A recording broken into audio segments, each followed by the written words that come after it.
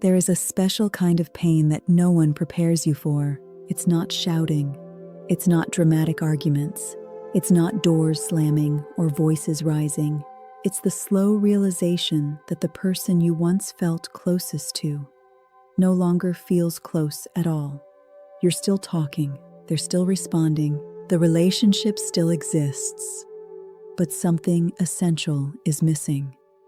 You begin to notice it in small moments, when you hesitate before sharing something personal, when you delete a message before sending it, when you decide it's easier to say, "I'm fine," than to explain what's actually happening inside you. Communication doesn't collapse in a single storm. It erodes quietly, like a shoreline losing sand one wave at a time.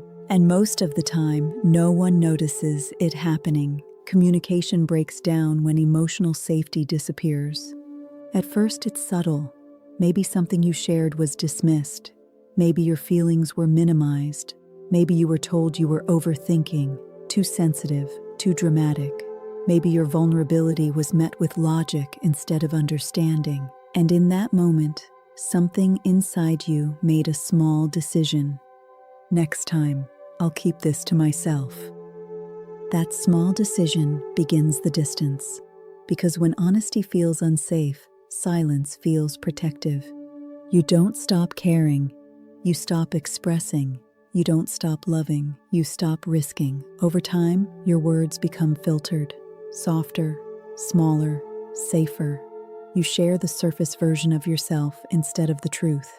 You talk about tasks, plans, daily routines, but not fears, disappointments, insecurities, or unmet needs. And slowly, connection becomes logistical instead of emotional.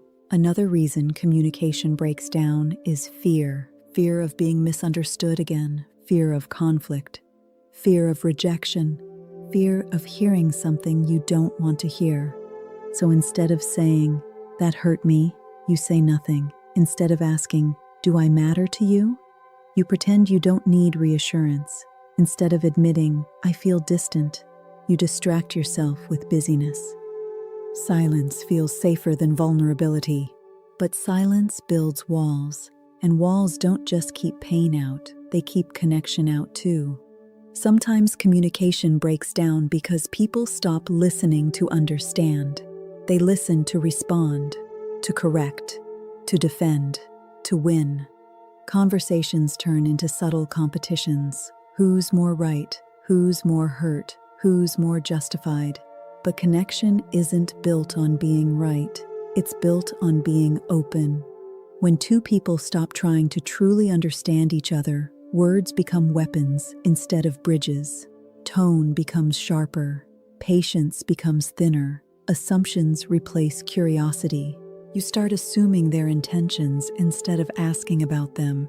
You assume they don't care. They assume you're fine, and both of you are wrong. The tragedy of broken communication is that most of the time, both people are hurting in silence.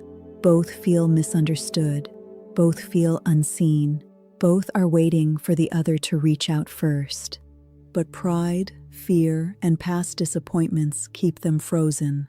Another hidden reason communication breaks down is emotional exhaustion. After trying repeatedly to explain yourself and feeling unheard, something inside you shuts down. Not dramatically, just quietly. You think, "What's the point?" So you stop explaining. You stop clarifying. You stop correcting misunderstandings.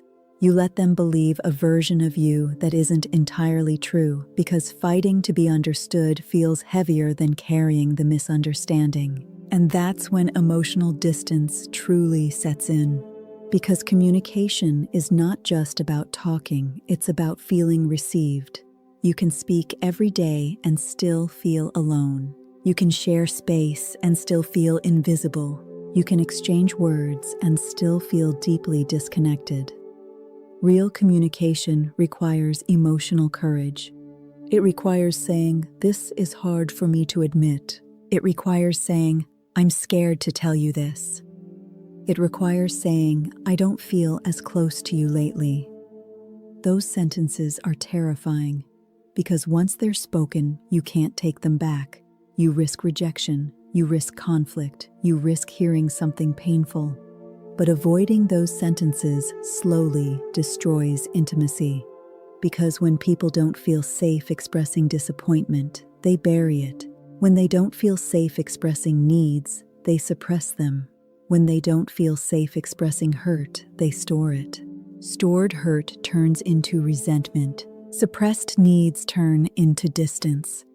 Unspoken disappointment turns into coldness. And eventually, communication doesn't just weaken, it disappears emotionally. But here's the truth that changes everything. Communication can be rebuilt the moment someone chooses courage over comfort.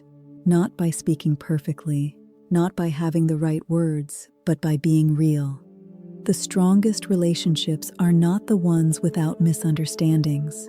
They're the ones where misunderstandings are addressed instead of avoided, where silence is questioned instead of accepted, where distance is noticed instead of ignored, where vulnerability is welcomed instead of judged.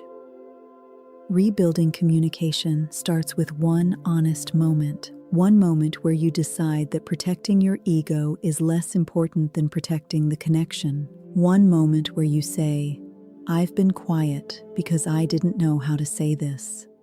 One moment where you admit, "I don't want us to feel distant." One moment where you allow yourself to be seen again. Because communication doesn't break down due to lack of words, it breaks down due to lack of emotional safety. And emotional safety is created through empathy, patience, and the willingness to understand before reacting. Sometimes the fix isn't louder conversations. It's softer ones, slower ones, more honest ones, the kind where both people put their defenses down at the same time. The kind where listening matters more than winning. The kind where feelings are validated, even if they're not fully understood. At the heart of every broken communication pattern is a simple human need: to feel heard, to feel valued, to feel safe being real. When that need is honored, connection grows. When that need is ignored, silence takes over. If communication has broken down in your life, it doesn't automatically mean the love is gone. Sometimes it simply means fear has been louder than honesty. And fear can be softened, not by perfection, but by courage. Because the most powerful thing two people can say to each other isn't something dramatic. It's something honest. "I want to understand you. I don't want to lose this connection. I'm willing to try again." And sometimes that willingness is enough to begin again. Maybe communication hasn't broken down because you don't care. Maybe it's broken down because you care so deeply that you're afraid of losing what still exists. Maybe the silence isn't indifference. Maybe it's protection. Maybe the distance isn't a lack of love. Maybe it's unspoken fear. But silence does not heal what honesty can. If something inside you felt heavy while listening to this, that weight isn't weakness. It's awareness. It's your heart recognizing the space where connection used to live more freely. And here's what matters. It's not too late to speak gently. It's not too late to listen differently. It's not too late to say the thing you've been holding back. Sometimes healing doesn't start with a perfect conversation. It starts with a simple sentence. "I don't want us to drift." If this message resonated with you, take a quiet moment today. Reflect on one conversation you've been avoiding, one truth you've been softening, one feeling you've been carrying alone.